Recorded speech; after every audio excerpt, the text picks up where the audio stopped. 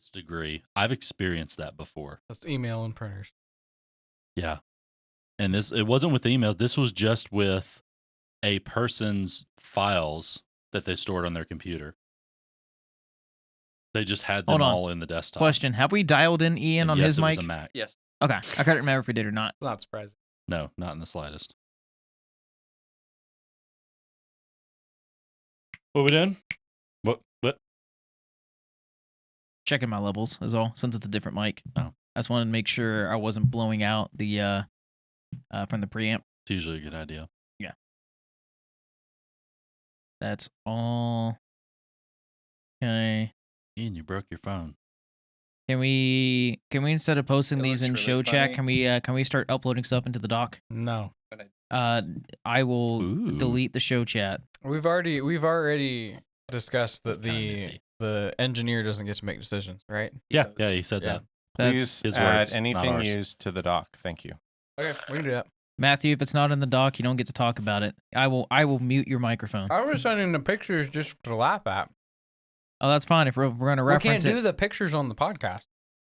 you Yeah. can The podcast isn't visual media. 100% if you want to use a picture, but you have to describe it in grave detail. That's why I wasn't adding things to the show notes. I was just, this is funny. And Anyone what's would explain to me why the Reddit app does not rotate to Oh, because it's garbage. Like the Reddit app is terrible. Now you have to pay for it due to the API calls of what Reddit changed, but just use Relay for Reddit. I use Relay Pro. It's amazing. Do they still work? Yeah, it still works. I thought they all stopped working. Nope, because that of one still whole works. Just thing. pay $2 a month for I the. don't use Reddit enough. To I pay use it. $2 I use a it. month. I use it all the time. That's why I pay $2 a month.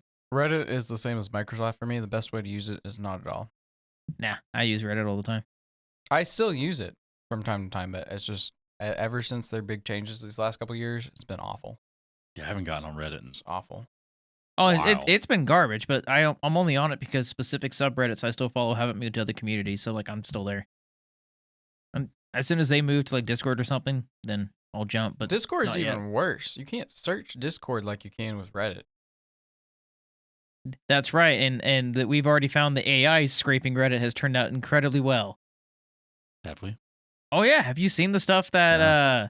So Google's implementation of their Gemini. new their Gemini search okay. agent.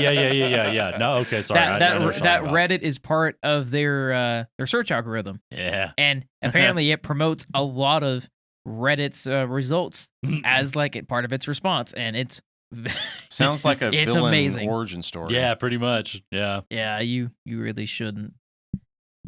What's another good way to give an AI an existential crisis? Have it solely pull from Reddit Have it pull from Reddit. And How- Wikipedia. and Wikipedia. Yeah. How do you make your Reddit just like an Alex Jones? Have it only pull from 4chan. Oh God. Okay, that went dark fast. I mean, it's the internet. That's kind of the point of the internet these days. It's like what now? Is it 60 or 70% of the internet is now It's AI. It's like 60 something percent. of the content generated and actually now available on the internet is now AI generated. It's ridiculous. Because I don't remember the exact metric, but it's pretty much AI has now written more text than mankind has ever produced. That doesn't surprise me. Yeah. Well, It's especially whenever you can just point an AI over to I think it's the website's called literally called the library or something like that, and it can just copy all the text from there because the library is literally every single combination of text that has ever existed or will ever exist. So every book that has ever been written is in there, and every book that will be written is in there, simply because they've combined every possible word combination and stored. wow. Yeah, that's why we're gonna need an internet 2. Do we? Yeah, Sequels are never good. Well, No. the sequels are very, very rarely ever good. yeah. I was gonna say there have been a couple. There's a couple that's rare. It's rare, but it's the internet. I don't have high hopes. No, it's a series of tubes and wires, Steven. I mean, come on. Yeah. Reject modernity, return to hypercard. Apparently, when it gets wet, just Oh yeah, no, Return to what? specifically when the Hypercard. wires, when the wires get wet. yeah, Apple- it's Apple's gone. Yeah. precursor to websites. Oh, Yeah, the reason why HyperCard didn't take off is because it was a local thing. But that it was hypertext, so you could link between documents and stuff like that. Like that was the precursor to what we know as the web today, So it's basically an intranet. or one of the precursors to. thank you for that. I didn't need yet another rabbit hole. Yeah, Dad still has the floppy disk for it. I never played around with it, but it does exist. Just In the- download in it the- off of the in the Internet family Archive. archives. It's so much easier to get. Well, so I was looking it up. There's a similar thing called Medley Interlisp that works on modern devices. Okay, yeah, 'cause Without that an one I'm emulator. not familiar with at all. Yeah, that one's much newer, but that's also something that would be kind of cool. What's going on over there? Nothing. About to say it's a Trying dog. not to make a noise in the microphone. Oh, you're fine. that I had to clean up I was later. wondering if like the dog is still in No. here or something. Okay, What the dog do? I don't know what the dog's doing. He's probably out there laying on the couch as usual, being a good boy. So if I'm okay, so we'll have to come back to this later. But this whole hypercard thing it's like the precursor to Okay, focus on what we're supposed to be talking about. We can cover that in another. We're talking about episode. horror stories, not the golden days. it's your fault. You shouldn't have mentioned this. I mean, it's a fun You rabbit didn't hole. have to follow the rabbit hole. You can spin up like Sheep Shaver or Basilisk 2. Both Quit of those are it. emulators for older Mac systems. You can spin it up and like have it ready to go in 5 minutes.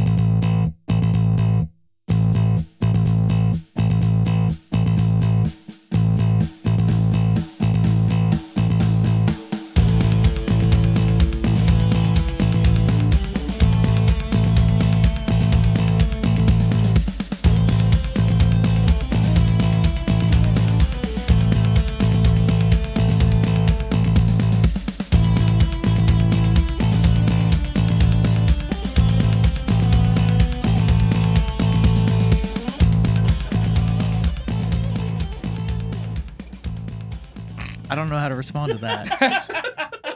I legitimately do not know how to respond to that. Well, welcome to Hostile in the Morning, where we tackle the everyday chaos of the IT world with a dose of humor and a sprinkle of horror. Did I say it right, Steven? Sure. Yeah. All right. Well, before we continue, why don't we go ahead and introduce ourselves? I'm your host, John, joined you today by Nathan. Matthew. Steven. and Ian, Ian. Welcome back. I'm here. You know, it's been like, what, 2 weeks? 2 weeks, yeah. 2 weeks, yeah. Back to this. Today we're done.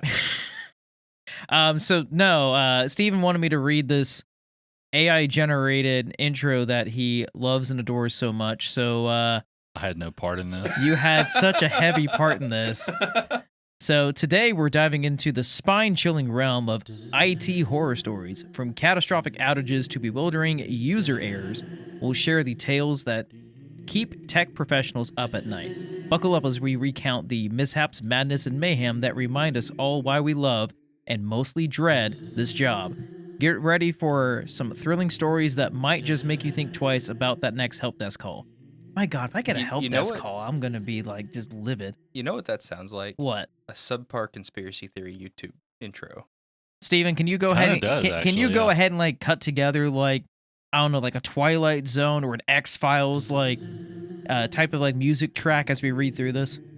I can attempt to find a non-copyright sound that would kind of fall within that Late at category. night when you're editing this, can you just like oh yeah, that'd be the best time you to do it. I know you have a piano in your room and you have a microphone. Oh, I God, I'm think not you that- can figure this out. we'll You see. need to figure out a way to convert it over to an organ instead of a I piano. can do that. Yeah. Well, Yeah. is it an There's a electric? certain level of delirious that I'm have to get to in order to achieve all of Yes. this. So is that like an electric piano or is that like Yeah. a synth? No, it's electric piano. Electric It's piano, actually got okay. like weighted keys and stuff. Oh, look at you, It's nice. fancy. Yeah. Yeah. Well, I you don't want use it at all. It's been a long time since I've used it. well, Nathan, you're the producer of this show. So I want to ask you this. Since you Oh wait, hold on before we What? start. Question. What? So since you read a AI generated, technically allegedly AI generated intro, Uh-huh. does that mean I have to tick the little box on YouTube that says that content in this video, quote unquote, is AI generated? No. Definitely not. You sure? As far as I'm All right, aware, just I'm not wanted an to make I'm sure. not I'm not an AI. Okay. Just I use the I that gas you know of. I gaslight the AI to do what I want, but no, I'm not an AI. Allegedly. That he knows about. That is kind of funny though, because I might be a little scared of the AI Down the rabbit hole. that I've been working with. That you had me feed a bunch of early I once to again had no part in any yes, of this. you What are you did. talking It was about? your idea to feed it a bunch of sad boy like early to mid 2000s music. Oh, yeah. Specifically now that it only responds like a My Chemical Romance song. It's gotten even darker recently. What? It's still alive? Oh yeah, I mean I still keep the model going. Oh God. I still play with it every now and then. So now if you pair that and start like take away the inputs that you have now and start feeding it Ron Swanson quotes. Do But- we really want depressed Ron Swanson? Kinda. Oh God, Emo Ron Swanson. I'm not so sure the world is ready for that yet. This is supposed to be a scary episode, so this kind of sounds Yeah, on yeah. brand. The for what we're the going only for. way to make that more scary is I somehow also have it just like scrape Reddit for most of its responses and just see what happens. You This go over also- like r/teenagers and just get the worst of the worst. Oh God. This all sounds like a fantastic Or like idea. what our parental advice or something like Are that. you writing this down? 2X It's chromosomes. recorded. Okay, so if you do all this though, it has to then display it or print it out, whatever the correct term is, in Ron Swanson's voice or writing style or whatever. Yeah, Yeah, you it'd be have to- writing style. This one does not have anywhere where it can generate a voice as of right now. Yeah. It's just text. Well, I mean like in text, like have it read like Ron Swanson would have written it. Well, that's the idea. Well, yeah, it already has that in there. It's quite hilarious some days. Some of the responses that you get. We're gonna come in one of these days, and there's You're just gonna be gonna- a computer that is doing things. You want to know what's even more funny? Have Harriet Tubman argue Albert Einstein and Stephen Hawking with Nixon, President Nixon God. about Which quantum mechanics. which Nixon, like the actual president, or The president. or do we In want to a go jar. with like Nixon? Yeah, let's say Nixon in a jar from Futurama. Oh no, the actual president. God. This is a lot scarier than I thought it was gonna be. Oh, we're not even touching Yeah, we the, haven't got the into tip it of the yet. iceberg yet. Nathan, why don't you go ahead? Since I wanted to ask you this before I got derailed by whatever Steven's nonsensicalness is. You've been in your IT career for how long? Well, just your career in general for how long? We'll say over 15 years. Over 15 years. And you've seen a thing or two, right? Just one or two things, yes. And have you seen anything that truly keeps you up at night? Not anymore.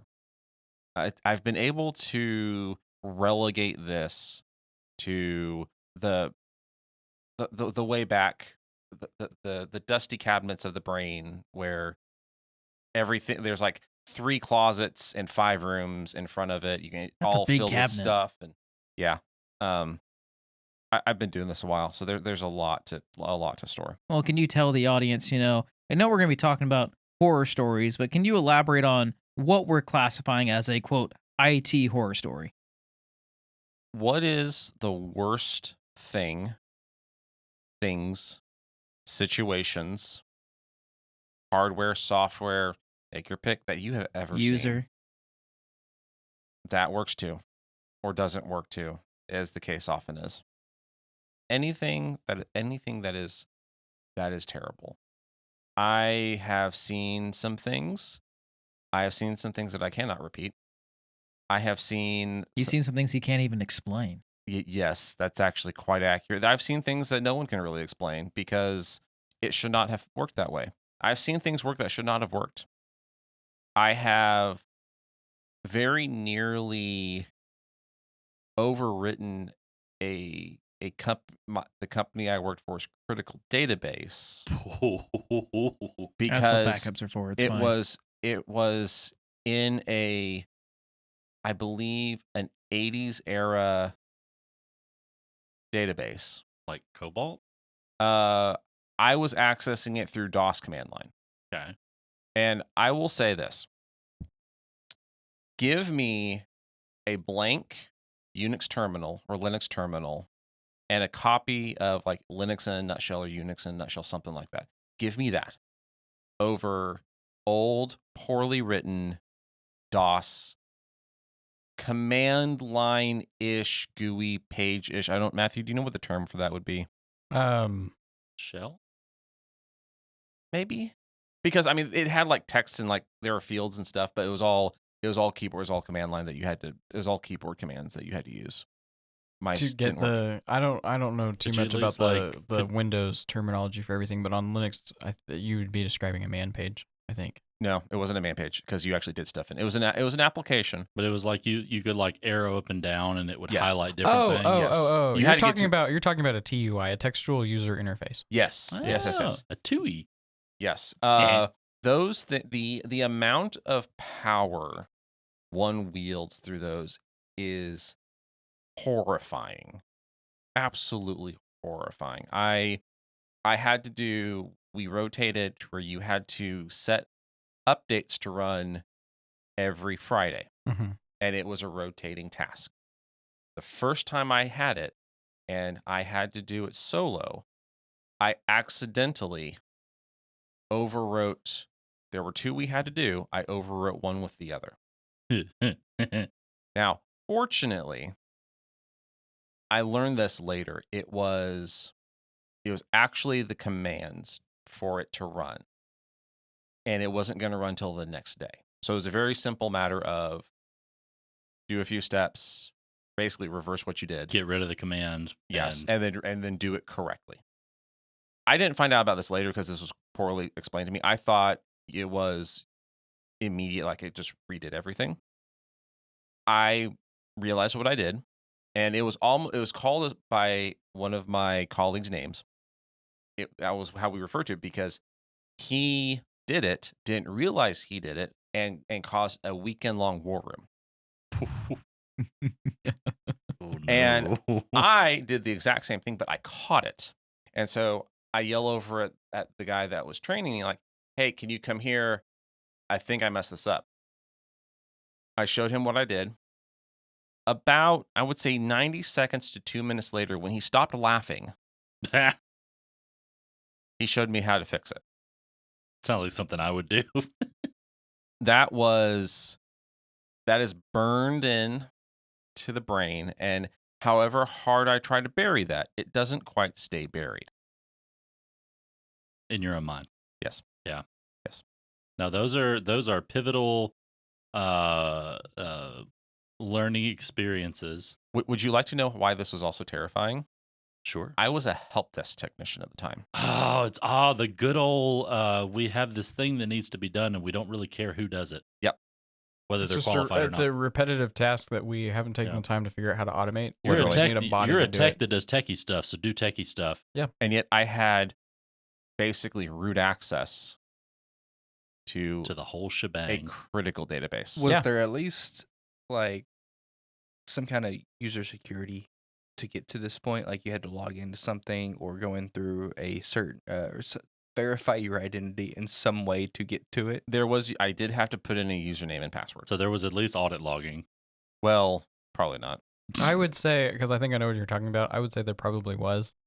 That was because I've had to deal with some of these systems too, and it was There's terrible. enough- But they were good at leaving a paper trail so you could figure There's out. at who did least what. enough quote unquote security for them to know who to blame later. Actually, in this case, the more I think about it, I don't think there was in this case. This was that old. Because keep in Gross. mind, historically speaking, there was a time when these systems, there was no such thing as logging or anything. Security was an afterthought. Yeah. In all of the systems we run, security is an afterthought. It still is to this day an afterthought. But It's becoming bolted way more relevant now. It's been Luckily. relevant for a long Finally. time, but it's always been. It's Oh, yeah, like, it's always like that- testing. It's one of those things that just gets pushed on the back burner. Well, We need well- to ship it. We don't well, need to yeah, need to 'cause test it. Be- We be- don't need to make sure that it's not going to lose sec- everybody's data. Security, We just need to ship it. security is expensive. It's time consuming and it's not convenient. So why would you dedicate resources to it? Yeah, quality is expensive and time consuming. Well, and and- well, what I'm- good security goes into quality. What I'm getting at, though, is that back in way back, there so few people had computers. It was so So few people rare. had access. Security really at the time No, Access didn't was very matter popular. It so was one of much. Microsoft's best databases they ever released.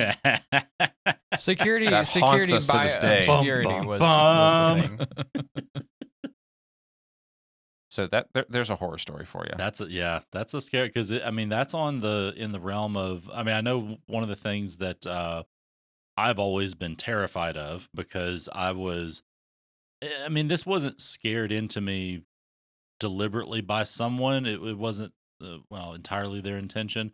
I kind of scared myself into this just because it's an anxiety of mine. But just the proposition of, especially because we work with other organizations, it's not internal IT, it's not just the one, it's many. The proposition of losing a client's data by some action of yours, being responsible for the loss of a client's data, is personally terrifying to me, and I imagine is terrifying to others as well, just because of the litany of consequences from that. Not just the reality consequences, but the stress and Yeah. all of that I would come mean, along with it. It's one that it's a story I reference like all the time when I'm introducing people into IT. Is some kind of the more important part of like what's the one thing you're going to remember more, your successes or your failures? And it's always those failures. And like one of those that was a horror story when I was a junior tech at that time. So back when I worked in education during the summer, we had to flip rooms because they would come in, pull all the furniture and everything out. They go and wax the floors, and then it was our job when the furniture got put back in to go and reconnect, reinstall all the workstations. And when we did that, we also did a workstation refresh. So things like we would go through and back up the user accounts, wipe the computer, reinstall the OS, and then restore the user account back on top. One of the most key important things when you're running that backup script is verify where the backup went. Because the one time you didn't, and then you wipe the machine and reinstall the OS and you go to restore the user account and the data's not there, Hooray! guess who has to then go explain to the individual who's been employed there for 15 years that all their stuff that they had is gone. That's stuff of my nightmares, at least. Luckily, it just went to a different directory I didn't mean to point it to, and we were able to recover it. But that was one of those is when it comes to personal data, you triple check that. It doesn't matter. If this is something that is business crucial, you don't play around with. And it's a lesson that I've been doing this now for over 13 years, and I still remember that to this day.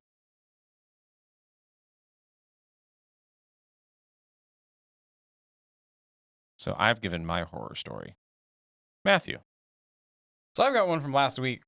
I was watching a developer troubleshooting issue, and this just like absolutely killed me. So I am, if anybody has listened to this show like more than one episode, knows that I'm a big proponent of efficiency, and that typically I was going to say Linux. that stems from the efficiency mindset. But so I was watching him troubleshoot an issue, and what he did was he had Visual Studio open, and he was running a program, and the program ran fast enough that it would it was there and it was gone. And he didn't have the setting in Visual Studio toggled on to leave the terminal window open after it finishes running. Just put a pause in the end of your script. I mean, come on. Well, so that's what he did was instead of going in and toggling that setting, which I don't understand people that don't have it on to begin with. Yeah. I understand why, I think I do, why this particular developer didn't have that setting toggled on, but in my mind, it just makes no sense. So instead of doing that, he went in and added a breakpoint to his code at the end, so that it would keep the code alive, but then freeze the terminal, even though everything's already finished running. It was a thing. So he figured out what he was doing there, and then he's like, "Oh, okay. So I need to go into PowerShell, and I need to type in a few commands and get output from this program." And then so what he does, he's generating a SQL script from this program. What he does is he enters the command, and then for those of you that don't know, in Unix terminals and in PowerShell as well, and you can probably do this in command prompt, you can pipe output of one command into another command. So it's very powerful. So you can have a string of commands, or you can pipe output into a file, which is what he did. So he pipes the output into a .text file, a SQL script into a .text file.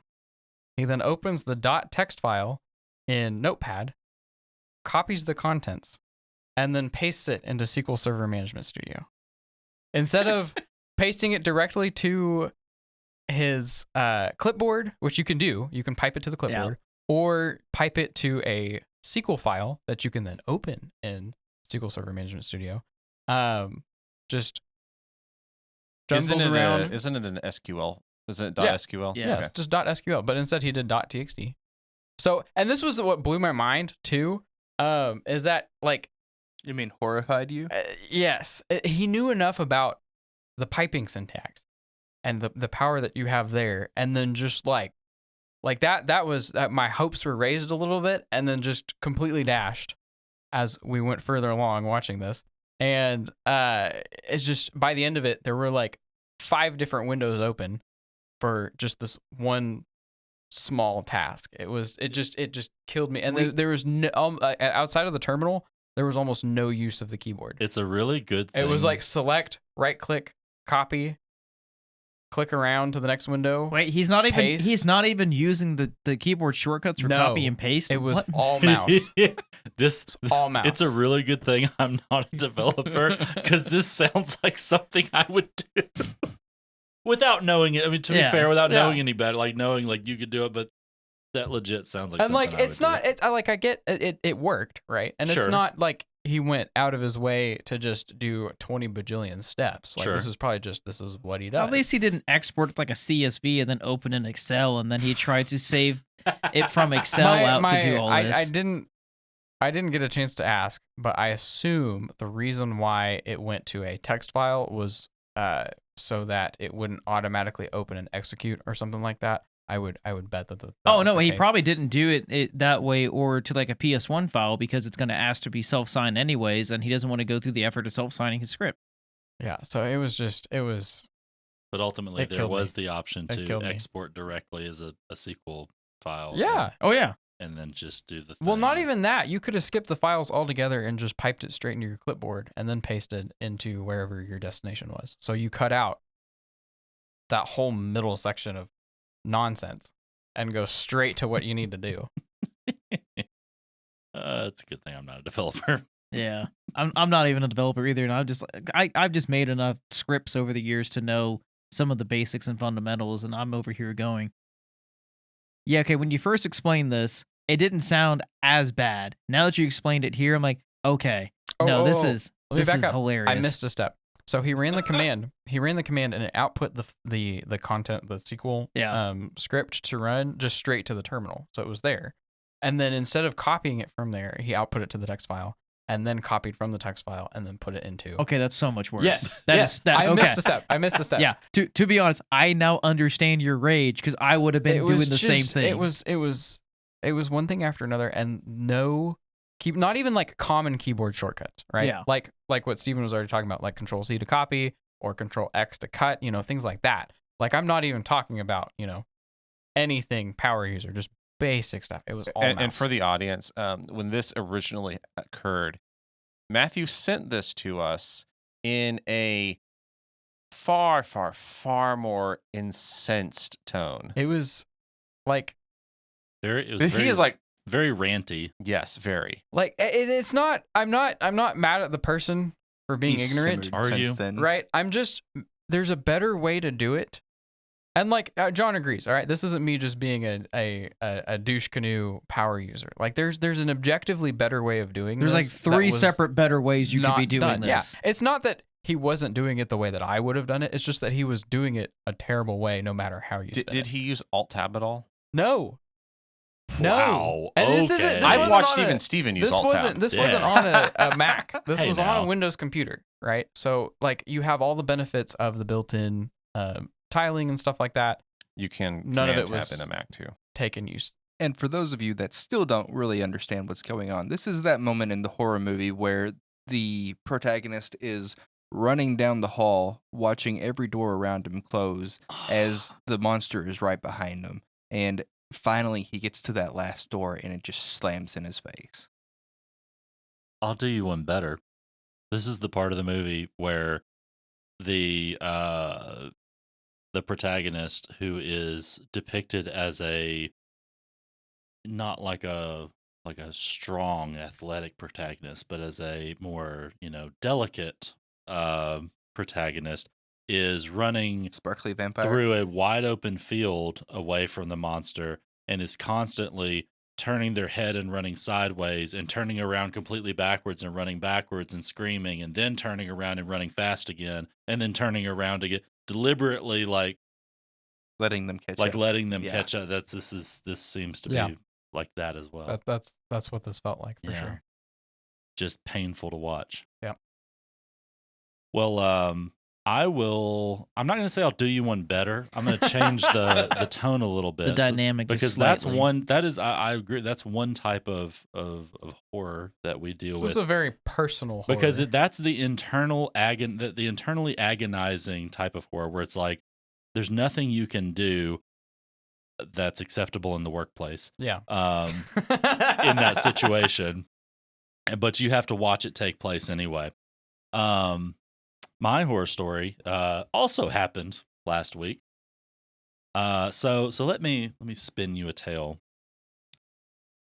So there was this one time that it was a Friday, and it was a relatively good Friday, as sometimes they start out. but not Good Friday. Not the No, holiday. it was not literally Good Friday. It was a Good Friday. And you'll start it out good. You get in the office. You've got a task. Had something to do, but it was like building a document. So it was real busy-ish work. So you kind of get to it, and you're moseying through. And it's like, oh yeah, I've got to get this done, or get this much of this done today, and then I can take a nice lunch. And then in the afternoon, I can do a little bit more. Then I can get my timesheet done, squared away, and then clock, get out at 5, and we're done for the week. See, you had a plan. That's your See, that's your first mistake. Yeah, and you're entirely correct. That is 100% correct. Never plan for things. Especially on a Friday. Yeah, just don't. It's not worth it. So get to lunch. And it's like, okay, what do I want for lunch? All right, go decide what I want for lunch. Go get it. Come back. As soon as I sit down with my food and start opening it, I get a call. Well, actually, I got a message first while I was out at lunch. And then I looked at the message and my heart dropped. Then I got the call. A client had reached out and their website was down. Not only was their website down, but their email was down as well. And it's one of my clients. And so reached out to people, started reaching out and learning things, and lo and behold, what's a reference I can use that's compared? It's like a monster or a thing that's like for a long time lurking in the shadows, unseen, unheard, just there, unbeknownst to anyone, and just waits and waits and waits, and then on that one fateful day, The lurker. rears its ugly head.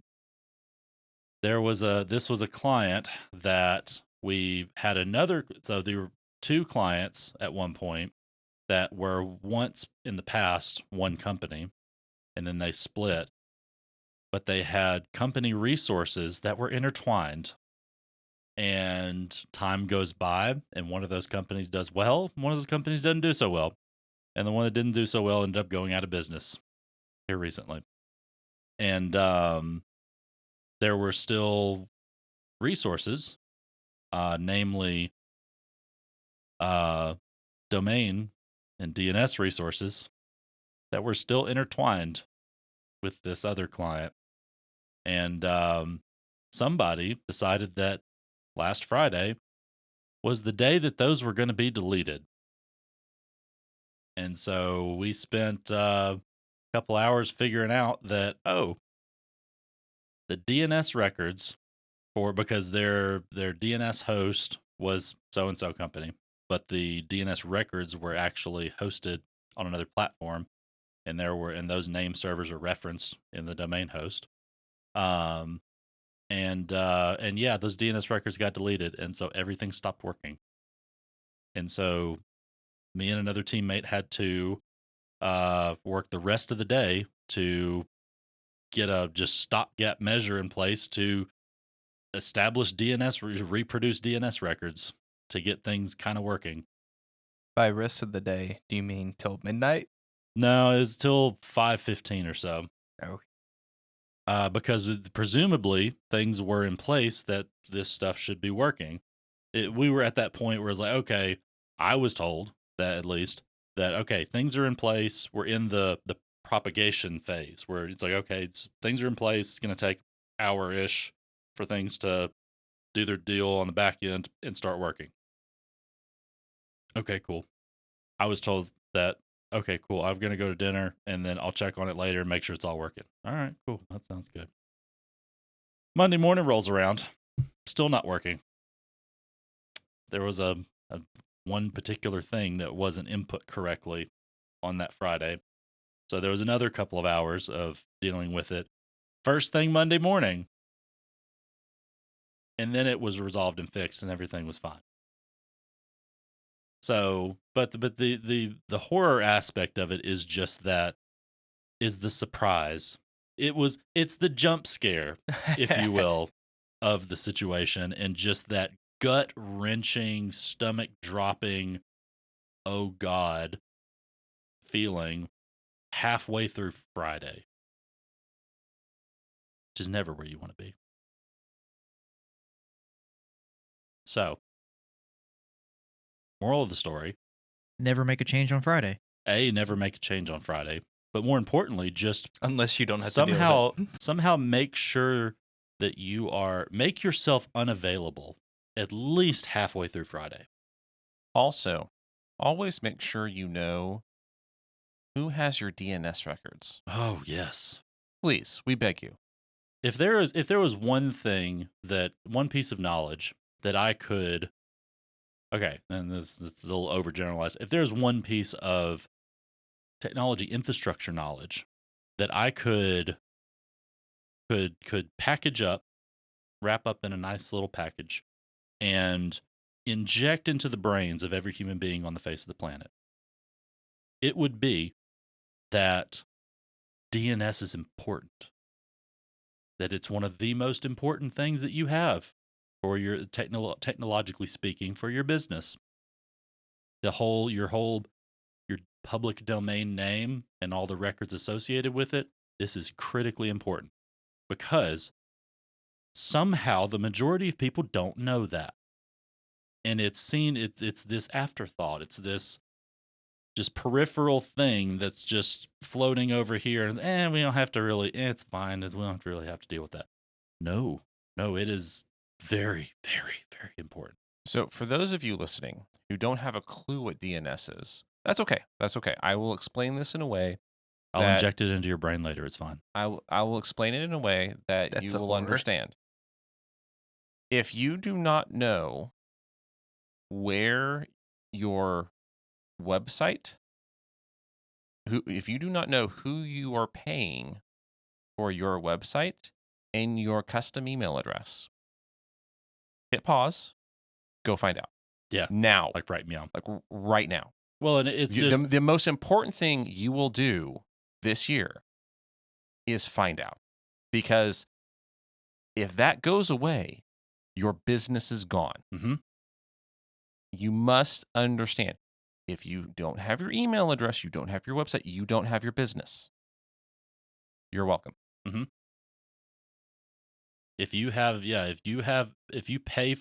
at some point in history, you went to a website and you paid for a something dot something, comnet, org, whatever. It's your name of something dot something else. The information associated with that purchase, the login to the website, the how things connect to other things, just everything surrounding that moment in history, you need to have thoroughly documented. And you need to always know where that information is and always be able to access it. And that needs to be a thing. That is one thing that you never, ever, you just do that thing and then, oh, it's done. I never have to worry about it again. I did, I clicked on auto renew and my credit card's there and it's fine. I don't have to worry about it again. No. You need to be ever conscious of that thing. And if this doesn't give you a nightmare within the next week, it should. Someday it will. Because it won't just give you nightmares. It will give people like us nightmares. And it will make people like us burn an entire day trying to figure out something that you could have solved in about 10 minutes. Maybe 20. Maybe. If it's a really, really, really, really, You have a really slow internet stupid connection, host, it'll take a little longer. maybe even 30. Oh, there's a horror story right there. DSL. The fact that it still exists? Yes. Why I don't understand. Why is DSL a horror story? Why is it not? In the age of symmetric fiber connections, why wouldn't it be? Oh, just like the slowness of it? I thought that... It itself, yes. Okay. Just its existence, the fact that it still runs through telephone networks, literally everything about it. That is and just, facts. Facts okay, I will say Nope. facts to me makes even Nope. less sense. Oh, okay. Facts fair doesn't enough. care about your feelings. So for a minute there, I was kind of lost because you guys said DSL, and I understand that you're talking about the networking technology DSL, but in programming land, that stands for domain specific language. And I was like, those are actually really nice. Like, why? God. What's the problem with that? No, No, I like, get it now. Steven he wakes up in the middle of the night just hearing that very, very like specific dial-up Oh tone. my God. That's not DSL though. That's is that what- that's straight up dial-up. That's not DSL. I know, but it's the same thing when you mention facts. You need to put the dial-up tone somewhere in the episode, just like faintly in the background. Okay. No, that'll give people This- nightmares. This isn't necessarily Halloween, but this isn't a true horror story, but few things are more obnoxious than going to call a customer and the number you have is their fax number. That hurts. Like sorry, physically the number hurts. you've reached is. If I had those first few words to start with, I would be okay. No, it goes, and that sound, it doesn't matter what the volume on your headset is set at. It's going to max it out. It's so true. Yeah, I can't. I've never been able to decide on which part I hate the most. There's two distinct parts of that sequence that are just. There's the A that starts with the ear piercing beeps.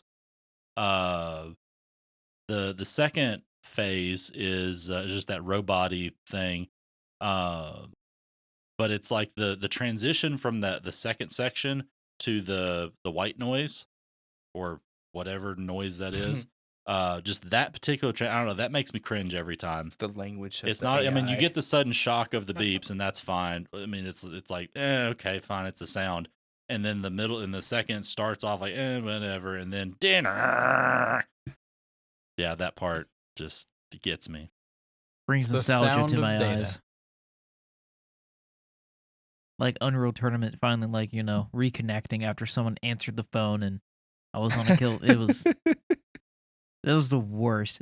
That's a horror story from childhood. It's just it took you 2 hours to get all your boys in the lobby, everyone connected, round starts, you get going, it's great, you're killing them all, you're rocket jumping across the map, all of a sudden you freeze in the air, you can't move because you hear, "Oh, hi, Mom," because Grandma decided to call. Yes. Kids these days won't understand. No. That's a legitimate question. Around the table, did anyone here did in your house have the second phone line so that there could be two? No. Oh no. No. Okay, me Oh, neither. no. Yeah. See, I didn't start using computers until after we got broadband. Okay. I never had You to deal didn't with get to Our- fully DSL. experience. Our father was entirely too cheap for that. Yeah. No, and I'd Yeah. say that most people would answer the same way. It's like, It's you know, not- they it's had to not deal cheap, with It's frugal. There's a difference. yeah, barely. I say that from experience. I'm This is frugal, both. as in he would still buy quality equipment. It wasn't like he went and bought like the cheapest of the cheap. He most bought of the quality time, equipment the when it was cheapest of the cheap. new 10 years before. I should also be fair. We did not It ain't have. broke, don't fix it. We Hang did, on. We did not have a properly internet compatible computer. We didn't have a modern computer until the iMac G4. I don't know, Max, back that far. So It That what was the era? iLamp. That was the one that like swiveled on the base. I don't remember the exact. Was it was a CRT monitor, but it had the guts No, in it, no, the it was- colorful stuff? No, it that's the Mac that I had. It was Okay. so the original iMac was a CRT Uh-huh. with guts. That was in an it. iMac. Yeah. The G4 iMac, it was an LCD screen and with a base that had all of the guts in it. Oh, yeah, I remember those. Okay. That one? Yeah. Yeah. I think Sweet I kind of computer. remember that. It was a one of a Oh, kind. yeah. Okay. So that was the first computer it's we like had the that Pixar was, lamp. Yeah. Yes. Yeah. It was the first computer we had that was modern, because every other computer that we had before then was old that Dad got really good deals on, and that was back in the day when secondhand, third-hand computers I think was a lot more common. Yeah. Okay. Yeah. No, that. So absolutely. the one that you're thinking of, like the colorful CRT, that was the G3, Okay. and then the G5 is what started the modern. Like it's the flat screen with just the little arm that it's on. Okay. Yes. The current layout of the iMac is So did they have hasn't a really a changed. G designation for the Mac, all the Mac That was the name lines? of the processor. That was our PowerPC days. Okay. So Yeah. because I've seen G5 Mac Pros. yes, Yes. that was the last of the PowerPC. PowerPCs. Yeah. Yeah. And then after that, they went to Intel. Okay. Gotcha. And they went to Intel during the Core 2 Duo days. So that would have been 2006. The good old days. That was honestly, that was a fun time. That was a really fun time. So, Bring back the Q6600. Okay, I think we've had too much happiness. Ian, bring the mood back down. Why don't you? Scope change. Oh. No, scope creep. Is there really a difference? Yes, it's slight, but there is a difference. Creep is that no one admits to creep. You have to admit to change. That's fair. This qualifies as significant creep then. This is like scope steps. Oh, I'm already cringing. we had a project that started last November. It was supposed to be over the end of December. Last December? Oh God. I started building the dashboard with a table that should never have seen the light of day. It was based on a tool that was only 25% finished at this point. But they wanted me to futurecast a dashboard and what would be neat. Yes, the technology fortune telling. That's Right. always fun. So, end of December comes, I give them the worst looking dashboard I have ever built. I was very unhappy with it, to the point that I told them, I will come back in 3 months to verify everything is correct. And you guys need to be ready and have real data for me to use. 3 months comes around. So this would be beginning of March. They don't have it ready. But what they do have ready is a list of requests for me to change. They no longer want this. They want something different. They don't want this aggregation of totals to be an average. They want it to be a sum. Fine, I can do this. No worries. That's relatively easy. I say I'll get that changed. Takes a couple hours. Send it over. Yeah, everything looks good. Okay, I'll come back in a month whenever you have something for me. Beginning of April comes around. The software developer that is in charge of the tool has changed hands. That actually it's okay. It was that time. That was the appropriate time span for that to happen. Continue. the scope for the tool has now completely changed. Multiple additions, several things that were built out on my dashboard are no longer needed. Fine, dashboard, data, everything looks okay. Everything meets the client's needs. I spend 8 hours, not much, but 8 hours verifying everything. Cool, we're good. The next week comes around. Hey, can you make another change for us? We instead of having these numbers summed, we want them averaged. For those of you following along, that's what it was originally. that's the original ask. Sure, whatever, no problem. 3 weeks later. Hey, why are these averaged? These are supposed to be summed. Did this come from the same person? Yes. At this point, I build a document stating these are the requirements I have been given because somehow this had not been, the original document had been lost. I should say that. And I say, here's a checklist.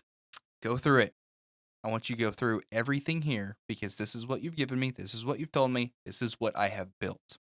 Go through, verify all the data that you've given me now with a actually somewhat full table that has only been used for 6 days at this point, which for those of you that do not know, that is not a lot.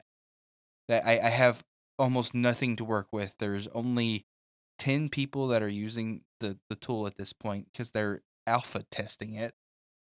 And it, So it's basically in production. it is, yeah. Production alphas in production. Yeah. And this is supposed to be something that's tracking project capacities and total hours for the user, basically making sure that nobody's overloaded and helping the team forecast their future projects and get timelines for upper management. That's why there's not a lot of effort going into this. There is a lot of money. Oh yeah, people waste money all the time. $250,000. Pooh. Yeah. So this cycle occurs of change, checklist, change, checklist, going back and forth for several times. Oh, and then mid-July, I should say for several weeks, and then in mid-July there's an actual legitimate change. Hey, we just don't need these aggregations anymore. Upper management doesn't care about them. We don't care about them. These can just be removed. Hey, I like this. Easy. Make backup of file. Delete. August comes around. Hey, why are you not working on the project right now? What do you mean? Well, we sent over some new requests and nothing has been done in a month. This has not been told to me. And what are these new requests? Oh, we basically need you to reverse all the changes that you've made for the last 3 months. Sure. Yeah. Sounds perfectly reasonable. At this moment, I sent a message to my director stating what has happened with all the documentation, and told him I don't ever want to see this project again. And we basically threw somebody else under the bus of this one because someone else took it over. But I've had to continue to at least be somewhat in touch because it is so messed up that I've had to explain to the new person what's going on. And it's still going on. And to make it even worse, they're now making another change to where instead of separating things by individual products, they're like, there's too many products. There's 22. There's too many products. So we're going to change everything into departments and just organize everything like that. On the surface, that doesn't sound like a lot. Mm-hmm. The entire structure of the reporting dashboard has to change because of that, because everything is built on. the individual product. We need to come up with a term that's stronger than scope creep. That's like scope schizophrenia. That's fair. Yes. Oh, and this isn't going to be resolved before Q1 of 2025. Jeez. This was supposed to be a 2-month project that they spent a total of like 60 grand on for my work, the software developers' work, to develop this custom tool. Easy peasy. No. And I honestly don't know if it'll ever actually see the light of day because I can't see them getting the funding approved to continue this. Or maybe I say that as I'm thinking about it. Maybe they will, because at this point they've sunk so much money into it. They're just like, what's another couple thousand? Just finish it. Oh, and they don't want to. This is a slightly separate topic, but they don't want to sign a managed service contract for any ad hoc bug fixes or changes that needs to result from this. They expect us to just come back and fix it for free. Yeah, no, yeah, been there, done that. Yeah, we still have a client that's kind of like that, actually. I was going to say that type of client is the ones that I say, yeah, it's not a good fit. Go ahead and drop them. Yeah, well, you pretty much just have to ignore their communications altogether in order for that to happen. So, question. I mean, it's easy. I block their domain. How many project? So on the client side, how many project managers have they gone through? Just one. Really? Oh, that's Yeah. actually impressive. No, the That's problem. surprising. It's actually partly her fault because she's younger. She's newer on the project management side. This was supposed to be an easy project, so they assigned it to her to start building some confidence and experience and stuff Mhm. like this. Unfortunately, she just does not stand up to the client at all and says, "Yeah, we can totally." It doesn't, and yeah. So it's not just a client issue. It's the client has realized they can get away with crap, so they're doing it. So you Yeah. get to play bad cop. Oh no, No, not anymore. I'm He's gone. I'm Yeah. gone. No, he's the cop who's transferred departments. Yeah. I'm on the other side of the town at this point. No, And I see the emails come through, and I'm just like, hey. He was That's a not New me York City anymore. cop. Now he's a San Francisco cop. That type of thing. Uh-huh. Oh goodness. I do have another though. This is also a recent one. Go for This it. was actually very recent. I may regret Hurts. saying this, but go for it. Hurts a lot. I alluded to this a little bit last night with you, Nathan. Title of this one is External Tools.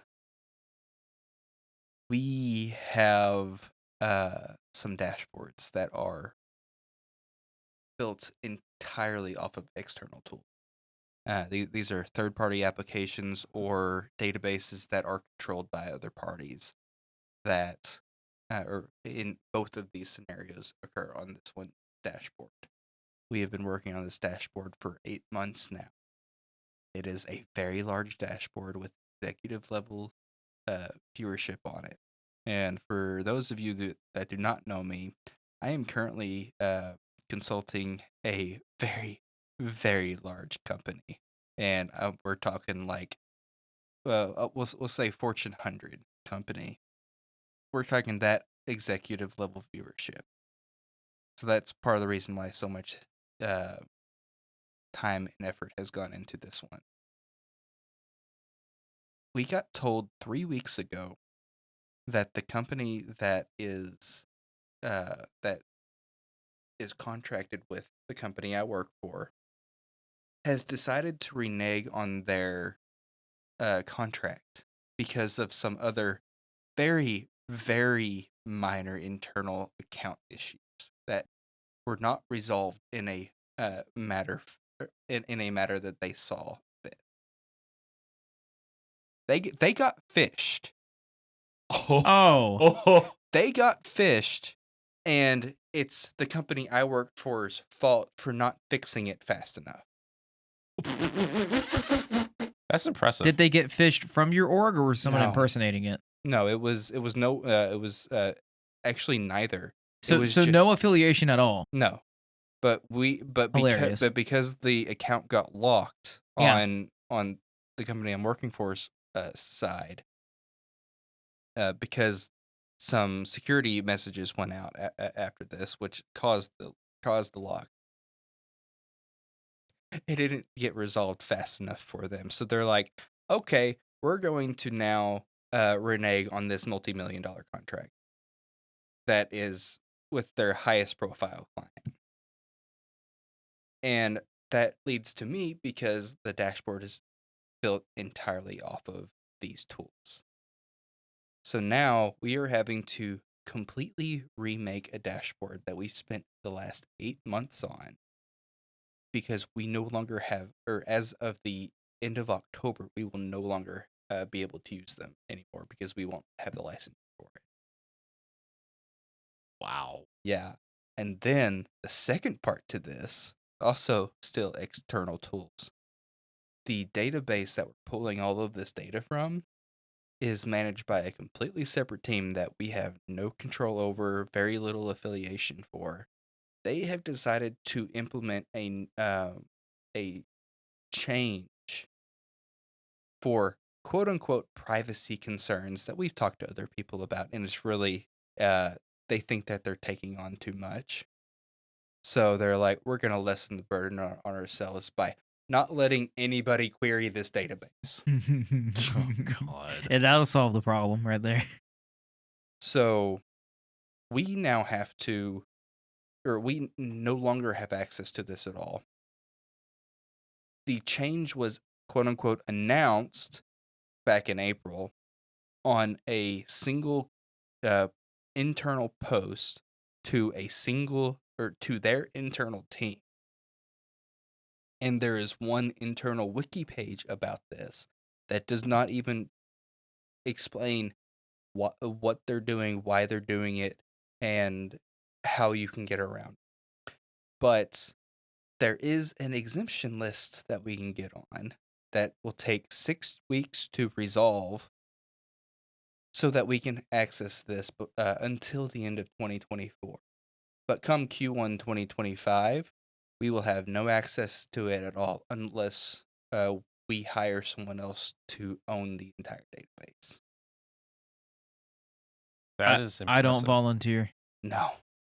That's impressive on many levels. And this is a good example of whenever like your favorite software, your favorite tool, whatever you want to say. When a favorite feature or capability is reduced, it's rarely a good reason. It's usually something as idiotic as that. Mm-hmm. Yeah, so the part that I find funny is that within this company, there's actually 2 different major database teams. What they're doing is shifting the workload over to the other guys, and they don't know about it yet. Oh, So you God. think my side is a horror.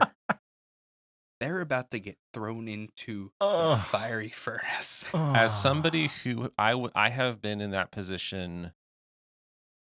So I was working for a support team. The support team was split. I was basically moved to be one of the seniors on what amounted to the level 1 team. And and we had a level 2 team. So I was super happy. It was a great first month because all of the level 2 stuff that I used to be doing, I just sent to the level 2 team. And I basically handled everything that the level 1 team was responsible for, but couldn't handle.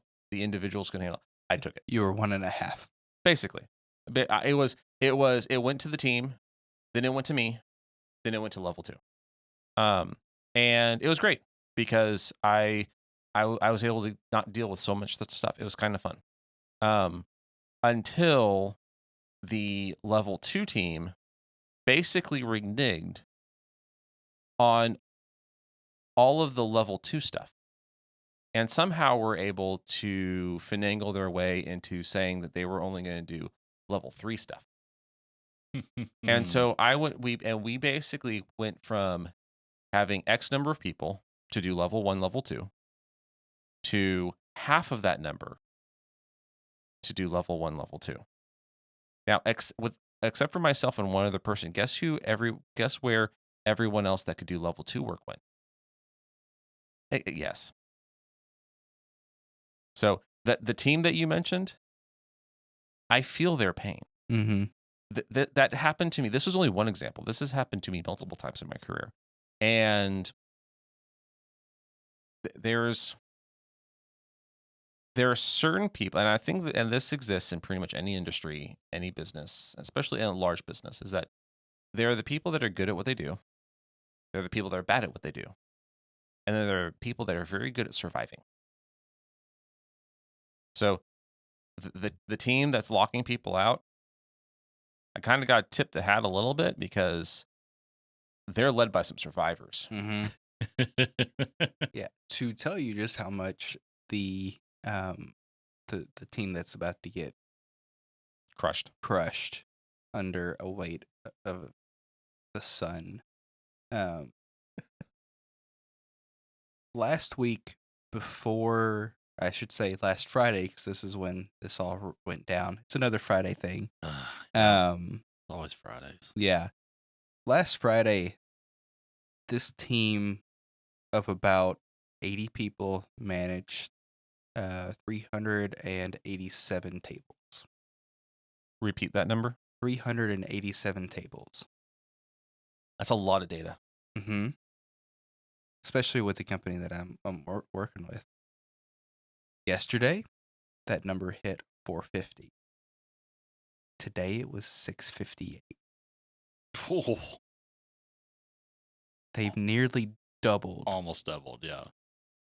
We expect them to go over 1,000 by next Monday. And this is the team that's being dumped on? Yes. They will most likely triple their workload in a week because of this other team.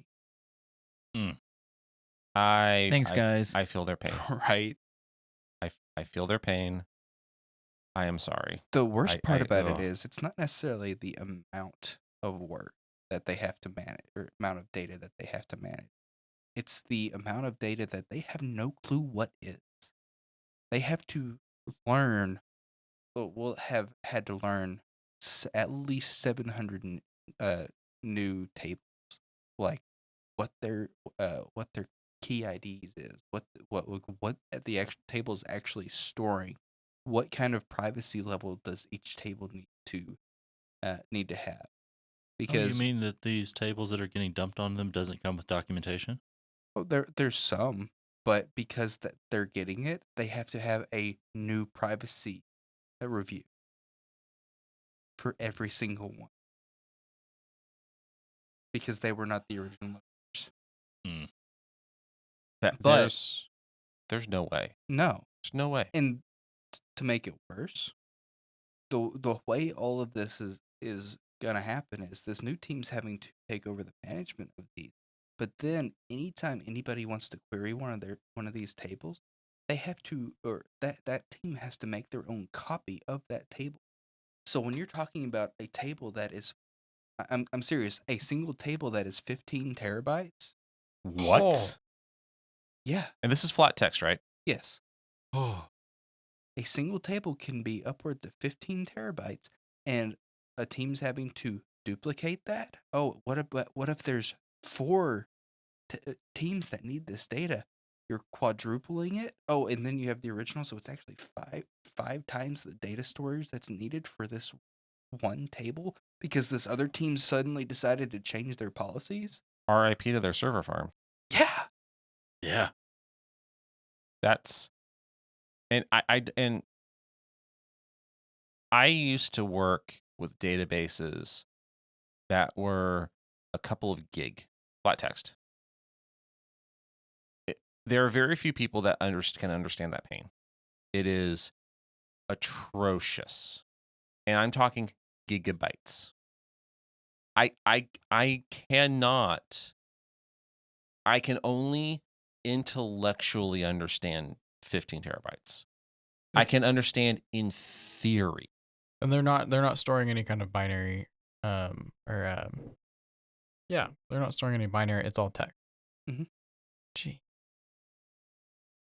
That is okay. That's nightmare fuel. Thank you for that. Because now I'm thinking of, oh gosh, That's a whole other Yeah. scale. Now, these tables are that large. Luckily, what we do or what we're able to do is query subtables from them.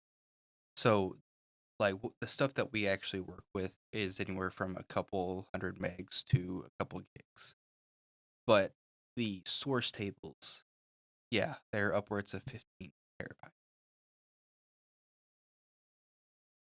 Well, on that that happy. horrible note. So, Jonathan did promise us something, though. Oh, you want to get into it? Yes.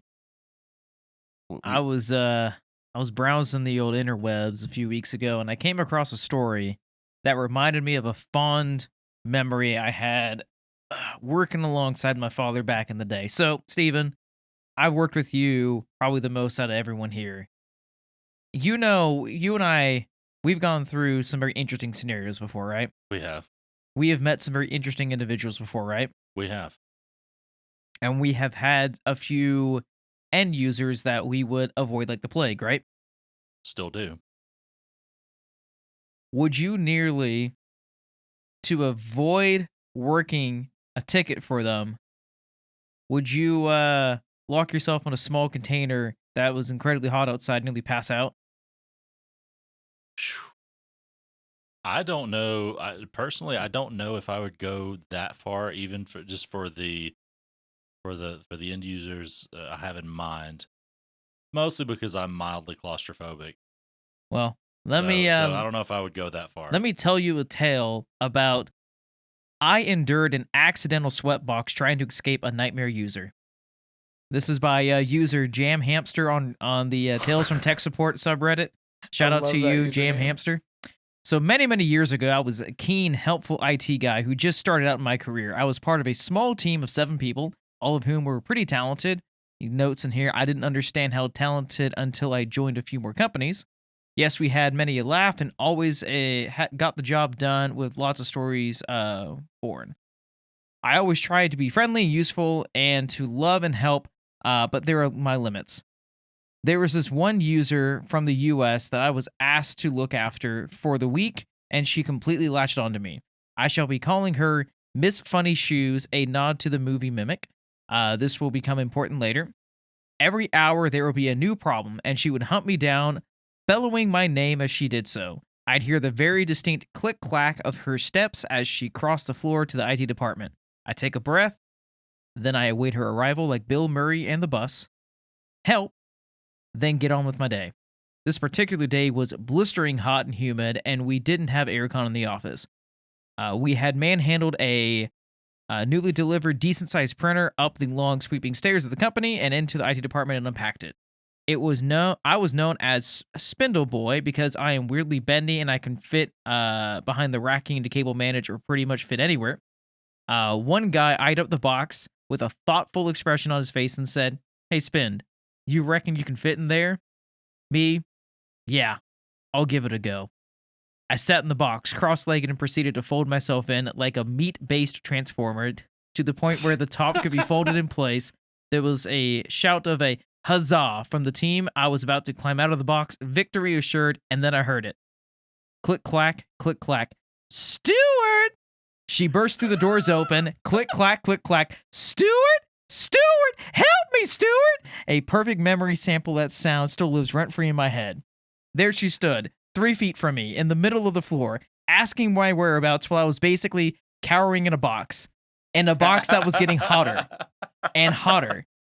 At the 3-minute mark, I had to resort to sucking precious, life-giving air through the handle hole of the box. After the 7-minute mark, I could hear the tap, tap, tap as beads of sweat drip off my nose onto the floor of the box. The rest of the team did their best, but she wouldn't leave. 10 minutes in, I started to weigh my options. I could either live like a POW inside the box forever, or just stand up and fess up. In the box I stayed. 15. Yes. 15 minutes later, I was seriously considered leaping out of the box and singing "Happy Birthday, Mr. President" just to taste the precious freedom when one of the team had the brainwave of moving the printer box into the stock cupboard. I slowly climbed out of the out for precious freedom and cool air. The box, the box floor was soaked. So was I. The team member looked at the disheveled wreck in front of him, burst out laughing, and then clamped their hand over their mouth with an "oh crap" expression, but it was too late. Clack, clack, clack. Hey, what's so funny? The team member was great, but had obviously no guile. He was terrible at lying and keeping a straight face. This is a good thing, usually. I slipped behind the door of the stockroom, expecting him to crumble and get us both busted, but then heard something amazing from the other side of the door. He rattled off a perfect cover story of getting a funny joke by text from a friend, but couldn't share it as it was a bit rude. He apologized for laughing, and she finally left. Luckily, it was near the end of the day, so I spent the last hour hiding in the server room, chugging water, and setting up an ISA server 2000. I like to say that I've never tried to fit in a box ever again, and that I learned my lesson, but I'd be lying. That's amazing. Yes. Yeah. That is That is terrifying. That it's is great.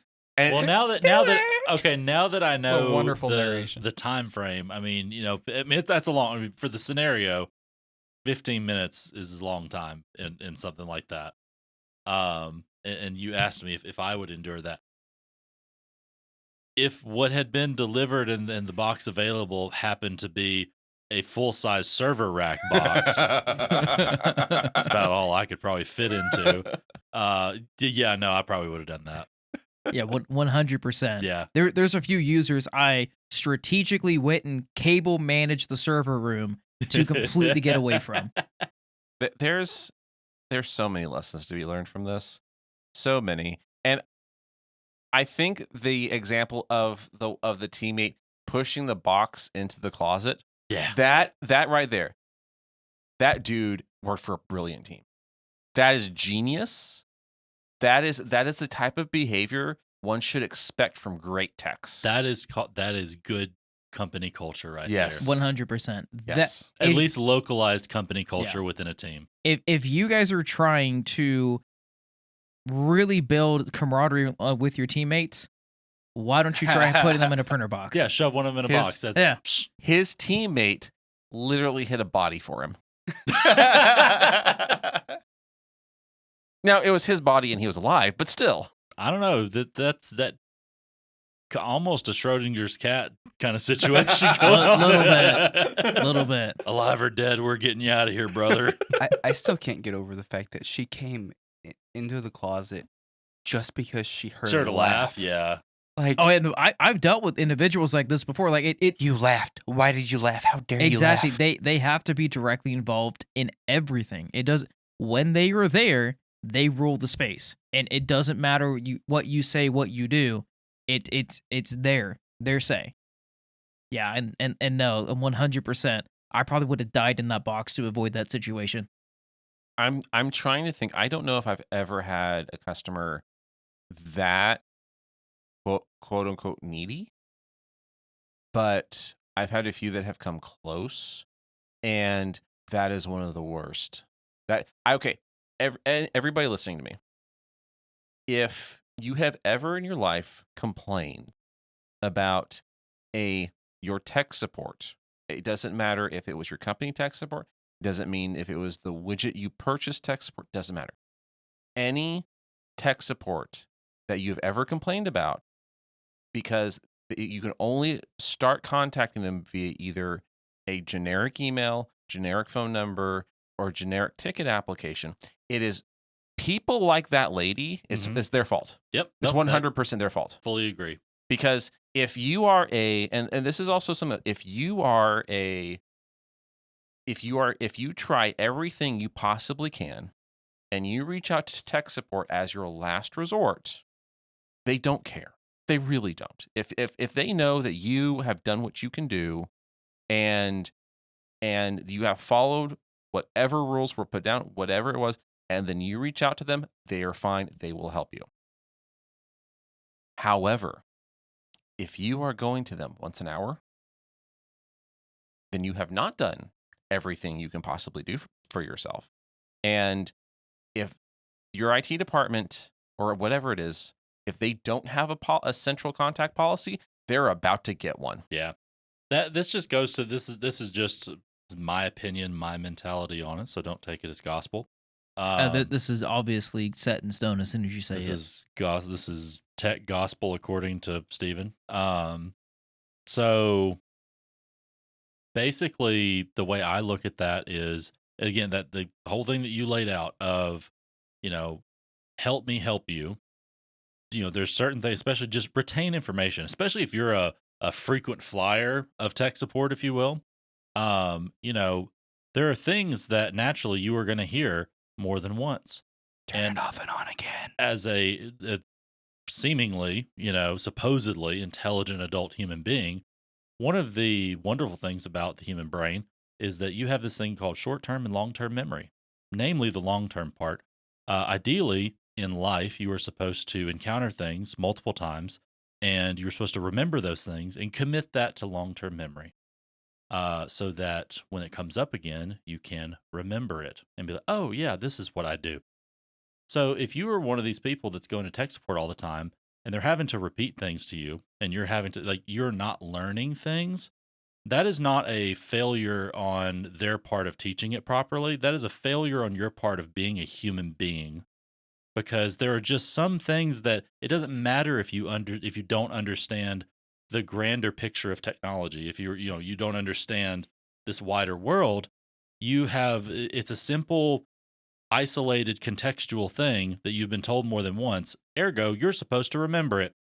And so it's just, it's one of those things that if you're doing that and they're not liking you and they're avoiding you because of that, You're definitely not the problem. You're 100% not the problem. obviously Obviously, you're not the problem. Yeah, it's Then everyone else uh, around you. It's the yeah, issue. no, it's definitely somebody else. But it's one of those, like, if IT this okay, sorry, I lost my train of thought there for a second. I'm back now. We're so back. At some level, again, like we've talked about before, in the world we live in, the workplace is based around technology. Organizations are their technology. Technology is a key part of everyone's job. That's just the world we live in now. It's the and age that's of information. never going to change. And so, because part of your job is using the technology, and you are having to constantly go to tech support in order to help you use the technology, basically what this all boils down to is tech support is now doing your job for you. There's a certain level, there's a certain point in, as far as this whole process goes, where there is another employee in the company that isn't you who's doing your job for you. And when that can't sink into anybody, that's a huge problem. So now you have a inherent inefficiency within the general company workflow, because an employee is having to have another employee do their job for them, because they can't bother themselves to be a developed adult human being and actually learn and retain information. This doesn't really fly in any other industry. This would be like if you're working on a construction site, right? Yeah. And you're constantly asking the foreman, like, hey, How do I use a shovel? yeah, that's exactly what I was going for. It's just like, how do I dig a hole? Well, Here's how you dig a hole. Let me show you. and then you need to And then they retain show that you every information. time. Yeah. Yeah. And they end up digging half the hole for you. Like if it's one thing if it's a one-off task, like this is just a weird issue that came up, like I get it. If it's like once every 6 months and we have to do this every once in a while, okay, I get it. But if it's like a daily or even a weekly task that you're constantly having to reiterate to somebody, it just, oh my gosh, it drives me up the wall. I have a user like that. It's gets on my nerve. This is where I imagine that the whole during like reviews in companies where peer reviews came from was maybe trying to hash out some of this, like unearth some of these types of situations. I imagine it's not effective at all, because it's Would you like a really, really hostile take on that? yes. by that logic, Uh-huh. I would say that peer reviews probably were implemented, I should say, by management who didn't want to directly call out horrible behavior like that. That sounds about Passing right. the buck to somebody else. 100%. That sounds about right. 100%. Actually, that's 100%. You're welcome. Me giving people too much We credit. need to put peer reviews on the docket for another episode, and then also the evaluations where the manager has you fill out the evaluation, and then they fill out an evaluation. Like I have a story about that. It's just both of those things kind of. Yeah, we don't have time for that. So why don't we go ahead and call it there before we really go down that rabbit hole? I want to thank you guys again for sharing your horror stories, and we encourage everyone, if you have a horror story that you would like to either send to us or maybe retell in some way, feel free to reach out to us on our socials. Steven, where can the people find us? Well, we just appreciate you for hanging around this long. And if you liked what you heard, leave a comment. Comments are definitely welcomed. These horror stories that you want to tell us, hey, leave them in the comments. You can email us too at info@hostilityinthemorning.com. We upload every other Tuesday, early in the morning. I think it's 5:30, right? Yes. That we schedule Yes. for those uploads. We do that on Substack, Spotify, Apple Podcast, and YouTube. Yes, we're on YouTube, and there's a cool little graphic you can watch for an hour and God knows how long if you want to do it on YouTube. If you want a one-stop shop for all that, though, if you want to do it the easy way, you just go to our website, hostilityinthemorning.com. But remember, always have a hostile morning. We didn't say happy Hostil-Ween anywhere. Dang it! Happy Hostile-Ween, everybody.